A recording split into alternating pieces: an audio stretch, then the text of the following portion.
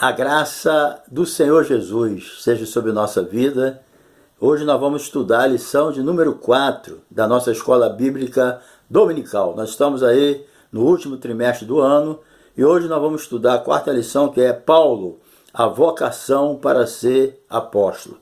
Esse homem de Deus aqui, antes um grande e ferrenho perseguidor, mas passou pela poderosa transformação da regeneração e se transformou, foi transformado por Deus, melhor dizendo, Ninguém se transforma, é Deus que muda a nossa vida, é Deus que nos capacita, é Deus que opera o novo nascimento. Então ele passou por uma poderosa transformação vinda de Deus.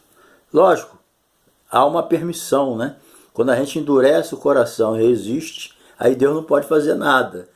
Mas se a gente amolecer o nosso coração e deixar Deus levar a nossa vida, com certeza é bênção, Nós temos aqui Paulo, a vocação para ser apóstolo, é o título da nossa lição. E também o texto áureo, que está lá em 1 Coríntios capítulo 1, verso 1, diz: Paulo chamado pela vontade de Deus para ser apóstolo de Jesus. E a verdade prática diz: Deus chama a pessoa para realizar grandes feitos no seu reino divino.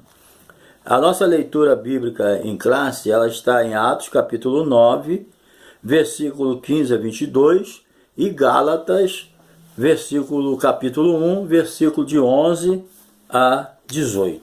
E o nosso objetivo geral dessa lição, tem os objetivos separados, mas o principal é revelar que Deus vocaciona atualmente os crentes para a sua obra. Deus não mudou, a obra não mudou, Então é Deus sempre que está chamando. Ninguém se chama, ninguém decide o que quer ser.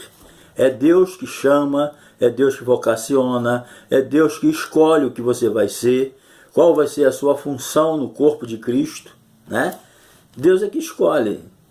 Então, se Deus chamou para ser pastor, vai ser pastor. Se Deus chamou para ser apóstolo, vai ser apóstolo. Se Deus chamou para ser um evangelista, para ser um cooperador, seja lá de que forma, Mas tudo vem de Deus, é Deus que chama, certo? Não tem, a obra não mudou. Não adianta eu me chamar. Não, eu quero ser. Não, é Deus que vai te revelar o que você deve ser, Então, é uma lição muito importante. Fica aí conosco até o final. E se por acaso você não se inscreveu, se inscreva aí no nosso canal. Já te agradeço pela sua presença aí, pela sua visita. Deus te abençoe, volte sempre, Mas se você não se inscreveu ainda, do lado direito aí do vídeo, tem a palavra inscrever. É só você dar um toquinho ali, pronto, você está inscrito, tá bom? E continua com a gente aí, dá o seu like, se você gostar do vídeo. Dá um toquinho no sininho, porque a gente está sempre colocando vídeos novos. Aí você recebe a notificação que tem mais um vídeo lá para você assistir.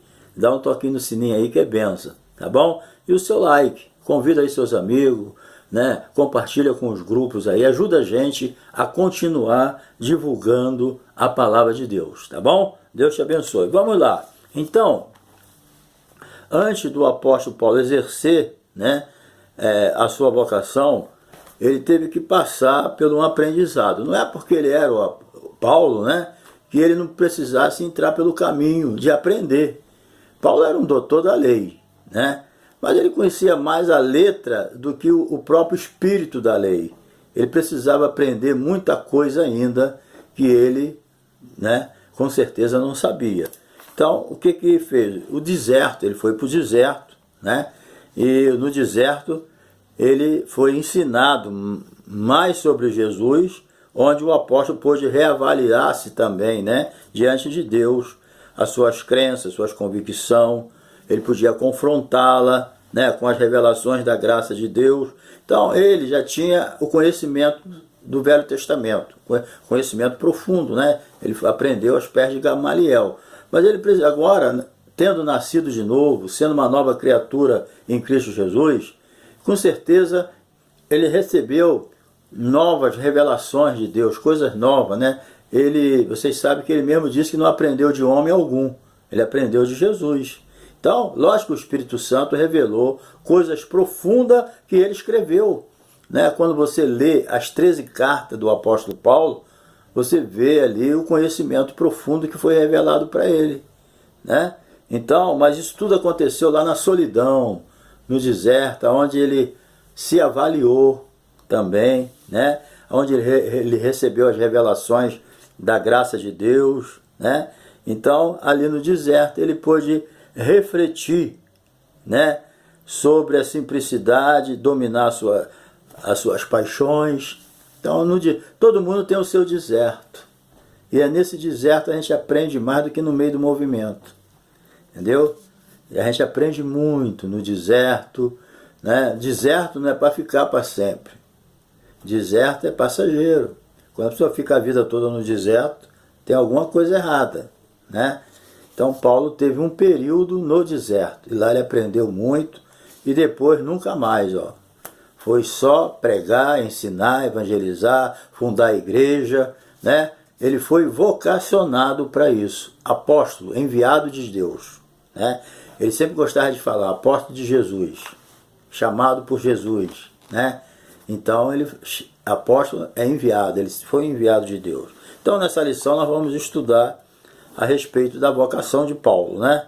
Para o santo apostolado. Veremos também que o ponto de partida da sua vocação, sua escola de formação, conforme já dissemos, foi ali no deserto. Então, assim, nós vamos ter uma visão geral de como Deus usa o tempo e a circunstância para formar um ministério útil. Então, Deus usa tudo que é necessário. É o tempo, temos que ter paciência.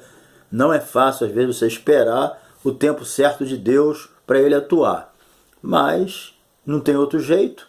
Entendeu? Às vezes nós somos apressados na nossa... Não, eu quero logo ser, quero logo fazer, mas há um tempo determinado para todas as coisas, né? E Paulo teve que esperar esse tempo. Entendeu? Vamos lá. Número 1 aqui.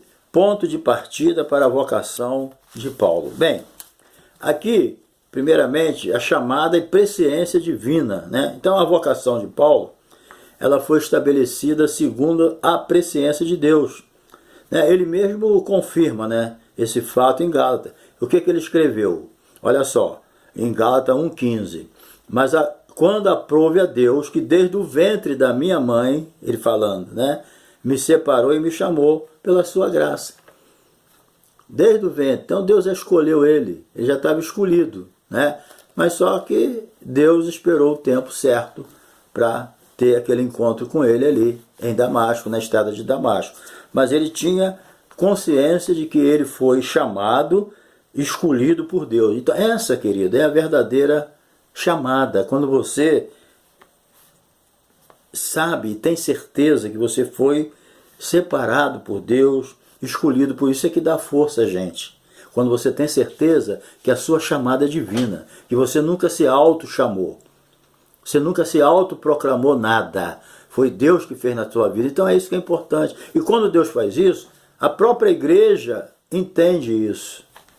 Entendeu? Não precisa ninguém brigar para ser, não. Se você está brigando para ser alguma coisa, tu já errou o alvo. Quando Deus chama mesmo, não tem homem, não tem o capeta, não tem o diabo, não tem demônio, ninguém vai impedir, não. A não ser que você saia da direção. Entendeu? Mas se você é chamado, fica tranquilo que o seu tempo vai chegar. Entendeu? E o tempo de Paulo chegou. Entendeu? Então ele tinha convicção. Tenha convicção da tua chamada, que você foi separado, chamado por Deus. Isso é suficiente para você esperar o tempo de Deus. Entendeu? Então o apóstolo Paulo, ele experimentou o quê? Uma completa transformação quando ele se encontrou com Cristo, né? Na verdade, o que quer dizer isso? Quer dizer que ele se converteu de verdade. Quando ele teve um encontro com Cristo, foi um encontro verdadeiro. Não foi um encontro superficial. Entendeu? Realmente, isso mostra. Então, o livro de Atos atesta, né, para uma chamada presciente, né?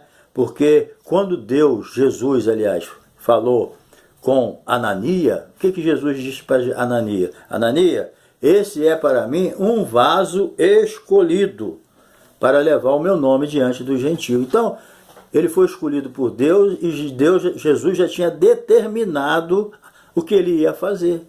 Ele era um vaso escolhido para levar o nome de Jesus aos gentios. entendeu? Era até estranho um judeu, né, levar o nome ao gentio, mas Deus escolheu ele. Ele foi preparado, a cultura que ele recebeu foi suficiente para dar a ele a capacidade de lidar com qualquer tipo de cultura, qualquer tipo de pessoa. Ele não era limitado a um grupo, entendeu? Então Jesus sempre escolhe a pessoa certa, entendeu? Isso aí é que é importante. E outra coisa que Jesus não escondeu dele: eu vou mostrar a ele quanto ele deve padecer pelo meu nome. Ele não ia sofrer porque estava cometendo pecado. Ele não ia sofrer porque estava fazendo coisa errada. Ele ia sofrer por causa do nome de Jesus. A igreja sofre por causa do nome de Jesus. Entendeu? Ninguém persegue religião, mas persegue o cristianismo. Por quê? Por causa do nome de Jesus. Entendeu? Jesus mesmo falou: eles vão fazer isso por causa do meu nome. Entendeu? Que o diabo odeia é Jesus. Ele não pode fazer nada com Jesus. Vai fazer o quê? Aí ele persegue a igreja, né? Vamos ver aqui. Ele ficou cego ali aqueles dias, né? 3 dias, mas depois que ele se batizou, a sua visão foi recuperada. Deus foi só trabalhando nele, né? Provando a paciência dele já desde o início. Bem, número 2 é o ministério na plenitude do Espírito Santo. Então, depois dele passar aí pelas essas experiências que nós passamos, né? Do novo nascimento, ele recebeu a plenitude do Espírito. Ele foi batizado com o Espírito Santo. Então, nesse sentido aqui, né, o ministério do apostolado do gentio recebeu uma unção uma unção especial para fazer essa obra, entendeu? Tanto é que a pregação de Paulo era convincente mesmo, mas por causa do poder do Espírito Santo que estava nele. Então, o ministério dele foi um ministério marcado por pregação poderosa, cura, sinais, prodígios e maravilhas, entendeu? Era um ministério completo. E isso aí não encerrou quando ele morreu, não. Isso aí está disponível para nós hoje, entendeu? O mesmo Jesus é o mesmo ontem, hoje e eternamente. O poder dele não acabou quando os apóstolos morreram, não. Entendeu? Então nós aprendemos que a gente pode fazer, que nós não podemos fazer a obra de Deus sem o poder do Espírito Santo. Aí vai perder o nosso tempo, certo? Número 3 aqui. Deus mudou o nome de Saulo para Paulo. Por quê? Bem, na Bíblia a gente vê assim, é bíblico, né? Muitos nomes na Bíblia foram mudados, dependendo da ocasião. Quando Abraão, né, recebeu a última chamada dele, ele mudou o nome, Deus mudou o nome dele de Abrão para Abraão, né? Para pai de muitas nações. Por quê? Porque o nome estava ligado àquilo que ele ia realizar, né? Nem sempre foi assim, mudar o nome por causa do que ele ia fazer, mas o nome sempre estava relacionado. Nos tempos bíblicos não tinham muita questão com isso, não. Não era difícil mudar o nome, né? E hoje parece que em alguns lugares, como antigamente na China, né, Japão, o nome também era mudado da pessoa, né? Bem, vamos lá. Deus mudou o nome. Por quê? A Bíblia vemos ocasiões em que esse nome é mudado. Jacó, né, para Israel, bababá. Bem, como alterou o nome de Simão para Pedro também, né? A gente tem que lembrar. Simão foi o próprio Jesus quem mudou, né? Conforme eu já disse. Isso era comum nos tempos bíblicos, certo? Então, entretanto, isso não se deu com o nome do apóstolo Paulo. Não há qualquer menção disso na Bíblia. O que explica é o quê? É que a mudança de ênfase no nome de Saulo para Paulo é a origem, né, do apóstolo, certo? Conforme nós vimos, ele era judeu, né? Judeu, mas nasceu numa cidade gentílica. Então, ele preferiu, em vez de usar o nome hebraico, Saulo, ele preferiu usar o nome romano, Paulo. Ele se identificaria melhor, eu penso assim, né? Para o romano se identificaria melhor com o nome romano. É igual alguém no Brasil se identificaria melhor conosco com o nome em português, né? Do que com um nome em outra língua que a gente desconhece. Eu entendo assim, ok? Bem, por tudo isso ele fazia por quê? Até o nome dele ele mudou. Por quê? Para não colocar empecilho no Evangelho. Entendeu? Então o apóstolo Paulo ele procurava se livrar Até do nome dele em hebraico, ele procurou se livrar para não colocar empecilho na pregação do evangelho. Entendeu? Às vezes a gente fica pensando muito se eu tenho que fazer isso ou aquilo está sendo um impedimento para me pregar, está me atrapalhando, mas eu fico pensando, será que eu mudo isso, né? E aquilo está atrapalhando e a gente não tem coragem de fazer a mudança que tem que fazer, fica com medo, porque alguém pode não gostar. Saulo não tinha esse problema. Tudo aquilo que colocava empecilho para ele pregar, ele tirava. Nem o nome dele ele se importou, né? Então, era assim que ele agia. Bem, vamos aqui agora para a segunda parte. Uma vocação efetivada pelo Cristo ressurreto. Bem, número 1 aqui. Saulo viu o resplendor glorioso de Cristo ressurreto. Então, o que Paulo viu aqui não foi uma miragem, ele viu uma realidade mesmo. Alguém, foi o próprio Jesus em pessoa ali, glorificado, ressurreto, glorificado, que apareceu a Paulo, né? Na época Saulo. Ele não viu ali uma miragem, né? Porque o sol estava muito quente, né? E ele viu aquilo. Não, ele viu realmente a pessoa de Cristo a quem ele perseguia. E quando ele perguntou, né? Saulo, Jesus falou para ele, Saulo, Saulo, por que você me persegue? Né? E todo mundo sabe, conhece essa história, de que Saulo não perseguia Jesus, num sentido, ele estava perseguindo a igreja, ele ia matar os crentes. Né? Mas, conforme eu já disse na outra lição, não tem como perseguir o corpo separado da cabeça. Né? Corpo e cabeça é completo. Então, Cristo é o cabeça da igreja. Então não tem como perseguir a igreja, falar mal da igreja, né? Indesejar a igreja sem acontecer com Cristo. É a mesma coisa. Tudo que você faz de bom ou ruim para a igreja, você atinge a pessoa de Cristo. Atinge a cabeça, que é Jesus. É isso que a gente tem que entender. Entendeu? Então essa visão gloriosa que ele teve, né? Se crê que quebrou o orgulho dele. Entendeu? Essa visão gloriosa ofuscou o orgulho antes as autoridades judaicas, né? Foi definitiva para a vida daquele que mais tarde seria o embaixador de Cristo. Então aquilo ali, essa visão que ele teve de Jesus cortou o relacionamento dele com o judaísmo, não com as pessoas, porque ele amava os judeus. Uma vez ele até insinuou de dar a vida pelos judeus. Certo? Ele seria capaz disso. Então, ele não cortou o relacionamento com o judeu, mas cortou o relacionamento com o judaísmo, a forma como os líderes religiosos entendiam, né? E era totalmente errada, certo? Vamos lá.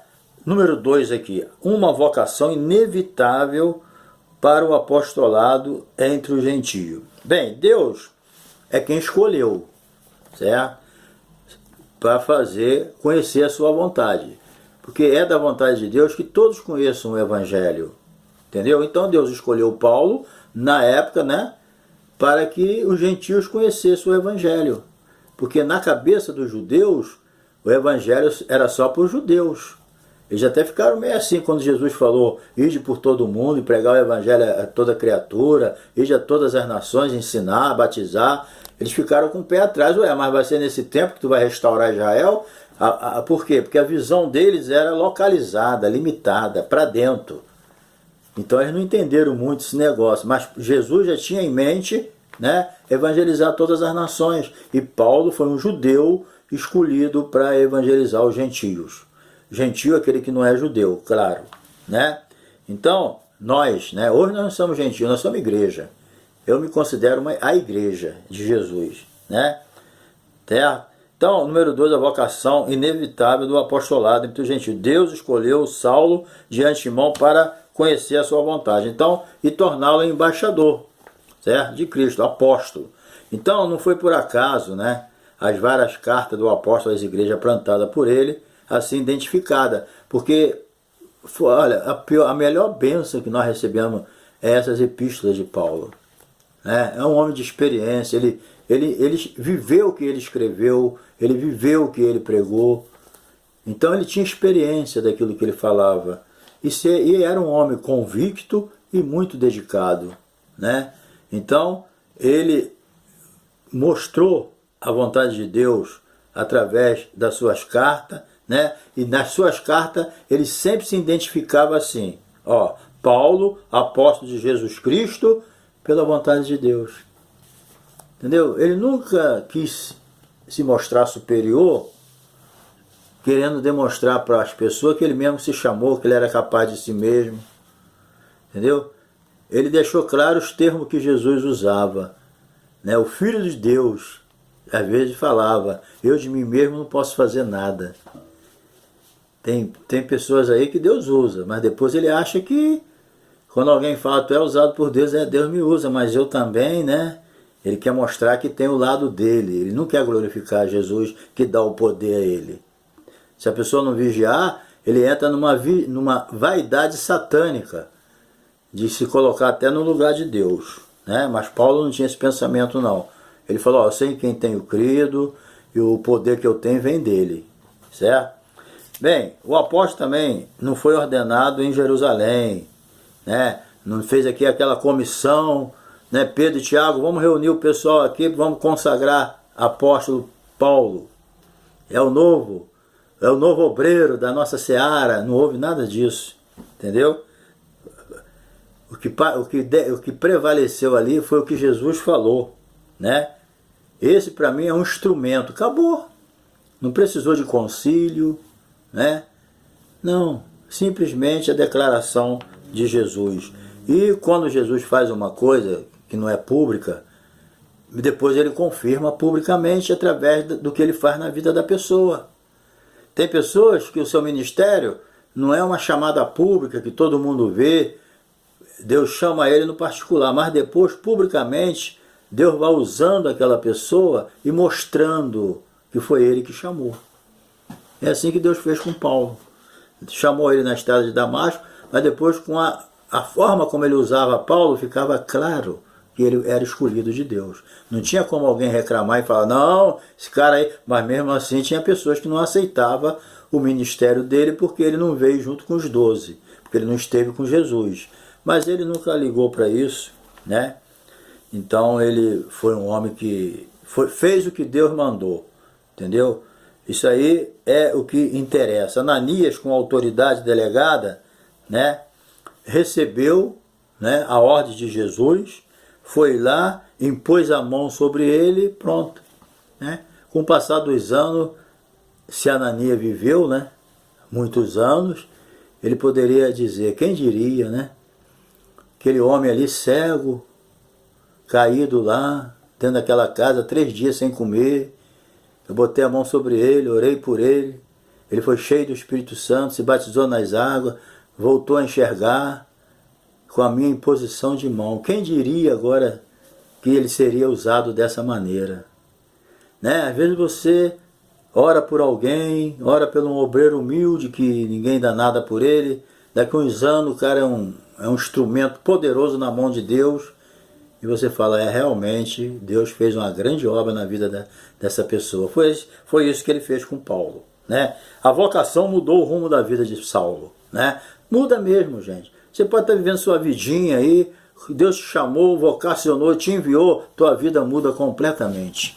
Quando tu olha para trás, tu nem lembra do que tu era, né? Foi isso que aconteceu com o apóstolo Paulo. De perseguidor, né, dos discípulos de Jesus, ele mudou, né? De perseguidor dos seguidores, de personalidade tenaz, obstinada, né? Conforme ele era. Então Deus chamou Saulo, transformou no apóstolo, que seria o maior responsável pela expansão do evangelho no mundo gentil. Entendeu? O mundo gentílico, ele sofreu o impacto da pregação do apóstolo Paulo. É isso que o mundo precisa hoje.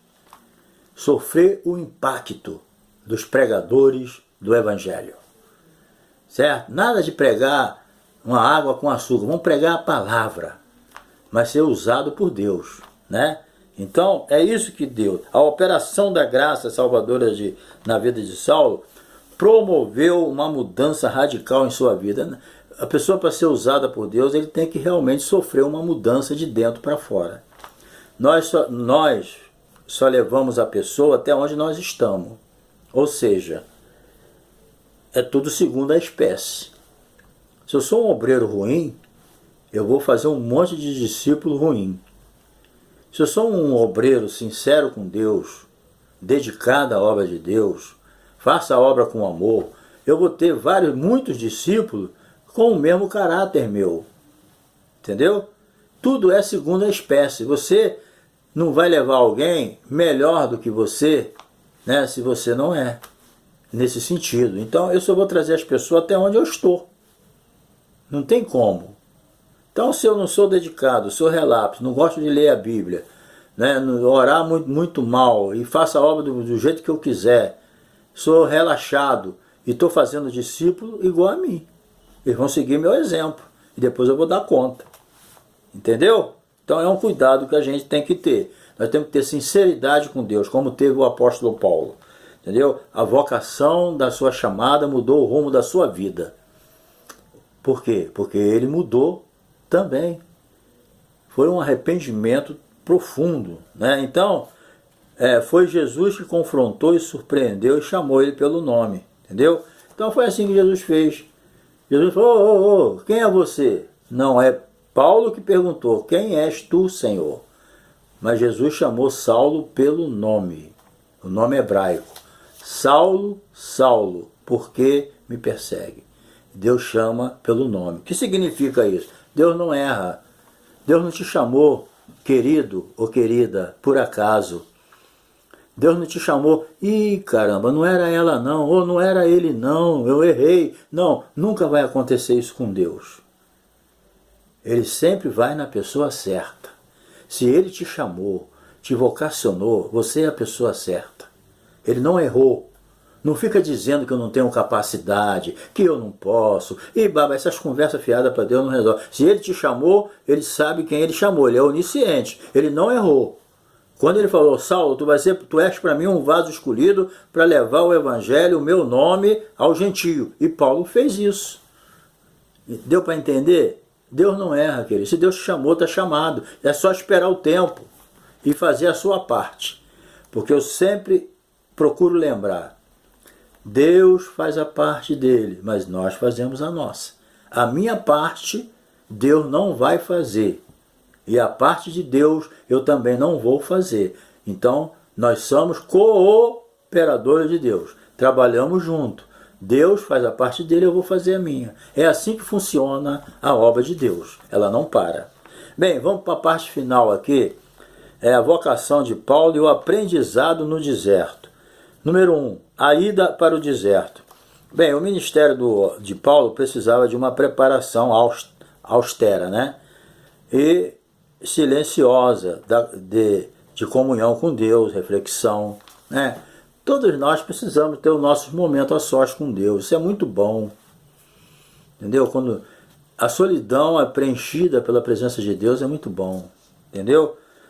Traz uma reflexão, bota a nossa mente no lugar, né? Então, em vez de ir para Jerusalém para aprender com os apóstolos, ele fez o contrário. Ele seguiu a orientação de Deus. Ele se afastou, né? E foi para o deserto. Ele poderia ficar na sinagoga pregando, poderia, né, ir para o meio dos apóstolos, ele poderia ficar no movimento, mas não. Ele seguiu a orientação de Deus. Ele foi para o deserto da Arábia e lá ele passou o tempinho dele de 3 anos e pouco, parece. Entendeu? E depois ele voltou. Certo? Então esse momento de solidão trouxe reflexão. Ele pôde analisar quem ele era, como ele era agora, como a sua vida mudou, como Jesus chamou. Então, às vezes, nós precisamos analisar a nossa própria vida à luz da palavra de Deus. É muito importante isso. Entendeu? Às vezes, o ativismo demais atrapalha. Há tempo para tudo. Então, quando Deus, às vezes, pegava o apóstolo Paulo, permitia que ele ficasse 2 anos, 3 preso. Porque ali ele podia escrever as cartas que ele escreveu e também refletir sobre o seu ministério. Ali Deus dava uma quebrada no ativismo dele. Embora ele fazia tudo porque ele era um apóstolo, plantador de igreja, doutrinador, pregador, né? Então ele era uma pessoa ativa, mas de vez em quando ele tinha que parar. Mas ele ia parar? Nunca. Mas Deus parava ele permitia que ele ficasse preso. Às vezes Deus cria certas circunstâncias na minha vida e na tua para dar uma paradinha para a gente, entendeu? Analisar a situação, porque é importante. Então, às vezes você não sabe por que de repente você teve que dar uma parada. É Deus que quer que você faça uma reflexão da sua vida, né? É isso aí que é importante. Então, número 2 aqui, as lições do deserto. Bem, ele sabia que precisava aprofundar o seu conhecimento, né, acerca de Jesus, porque tudo sobre Jesus está no Velho Testamento, mas está como escondido, como fechado para os olhos da pessoa, né? Aí o que precisa? Precisa que o Espírito Santo abra os nossos olhos espirituais, nosso entendimento, para que a gente possa enxergar o que está ali, né? Nosso entendimento espiritual. Então, ele sabia que precisava, né, se aprofundar no conhecimento acerca de Jesus, pois o seu caminho seria de confronto com dúvidas, oposição, rejeição. Lógico, você não sabe como ler o livro de Atos, como eles se batiam de frente com o apóstolo Paulo. Com gentio, judeu, quantas perseguições ele não passou. As pessoas não aceitavam a pregação dele. Que nem nós vamos ver aqui na lição de número 5, quando ele pregava o Cristo crucificado. Então, todas essas coisas, ele sabia que ia enfrentar. E a pior coisa que ele enfrentou na vida dele foi a rejeição. O que trouxe mais tristeza no coração do apóstolo Paulo foi ele ser rejeitado pelos judeus. Entendeu?